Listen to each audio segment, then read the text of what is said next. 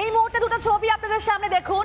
একদিকে পালানোর হিড়িক বাংলাদেশিদের এবং তার জন্যই হাকিমপুর চেকপোস্টে গিজগিজ করছে বাংলাদেশি যারা কাগজ দেখাতে পারবেন না, তাই ভিড় করেছেন নিজের দেশে পালানোর জন্য। আর অন্যদিকে যেটা বলছিলাম একটু আগে যে এসআইআর শুরু হলো আর তারপরেই ফাঁকা হয়ে গেছে একের পর এক বস্তিগুলো। নিউ টাউন, সল্টলেক, প্রত্যেকটা জায়গায় যেভাবে বাংলাদেশিরা এ রাজ্যে শিকড় গেড়ে বসেছিল এতদিন ধরে, তারা কিন্তু জানেন যে কাগজ দেখাতে পারবেন না, তাদের কাছে কোনো বৈধ নথি নেই, কি করে থাকবে? দালাল মারফত এসেছিলেন এখানে, আর তাই তালা বন্ধ এই সমস্ত ঝুপড়ি। এসআইআর শুরু হতে একবারে ফাঁকা বস্তি। এতদিন ধরে কিন্তু সেখানে সংসার করছেন, ভালোই ছিলেন, তবে এবার বাদ সাধলে এসআইআর। তবে এরই পাশাপাশি কিন্তু আপনাদেরকে আরো একটি জায়গা ছবি দেখাবো, সেখানেও কিন্তু রয়েছেন বাংলাদেশি। সেটা হচ্ছে সেক্টর 5। ফাঁকা এবার সেক্টর 5 এর বাংলাদেশি কলোনি। এসআইআর আতঙ্কে পাত্তারি গুটিয়েছে অনুপ্রবেশকারীরা। পরপর 4টি বাড়ি একেবারে তালাবন্ধ, ঘরের মধ্যেই পড়ে রয়েছে বাসনপত্র। এসআইআর শুরুর পরে একেবারে বেপাত্তা বাড়ির বাসিন্দারা। সেখানকার ছবিও দেখাচ্ছি আপনাদেরকে, কিভাবে পুরো ফাঁকা হয়ে গেছে গোটা জায়গা কয়েকদিনের মধ্যেই। আর ঠিক এই জায়গা থেকে কি প্রতিবেদন তুলে ধরেছেন আমাদের প্রতিনিধি ইন্দ্রাশিস, দেখুন।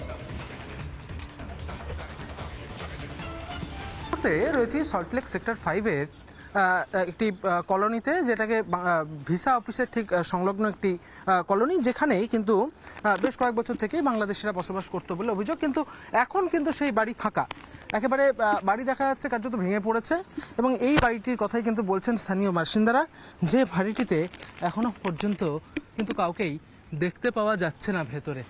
বাড়ির যে চাল, সে চাল কার্যত ভেঙে পড়েছে। যেটা মনে করা হচ্ছে যে এসআইআর চালু হওয়ার পর থেকেই কিন্তু তারা এখান থেকে চলে গেছে। এবং স্থানীয় বাসিন্দারা যারা এই এলাকাতে থাকেন, তারা যেটা বলছেন যে দীর্ঘদিন থেকে কিন্তু তারা এখানে থাকতো, কিন্তু তারা কিন্তু এই মুহূর্তে এই এলাকাতে নেই।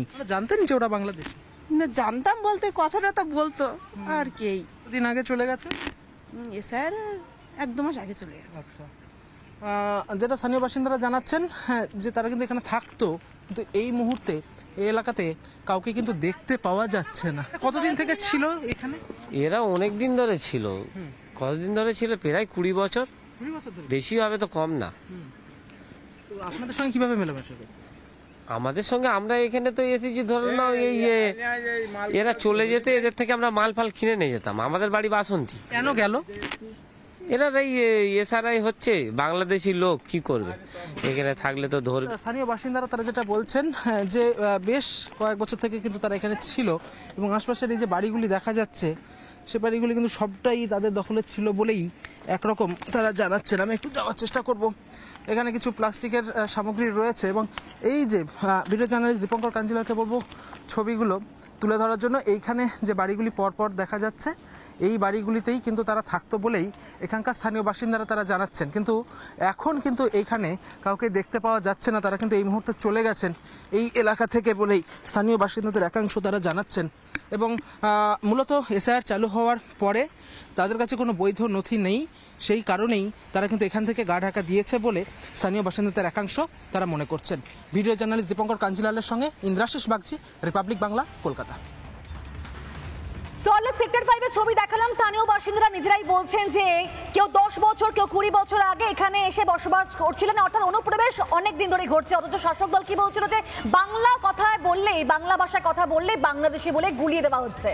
নানা ধরনের কন্টেন্ট দেখার জন্য লাইক করুন, শেয়ার করুন আমাদের ফেসবুক পেজ, সাবস্ক্রাইব করুন আমাদের ইউটিউব চ্যানেল। পাশাপাশি অন্যান্য ব্রেকিং নিউজের জন্য অবশ্যই চোখ রাখুন রিপাবলিক বাংলায়।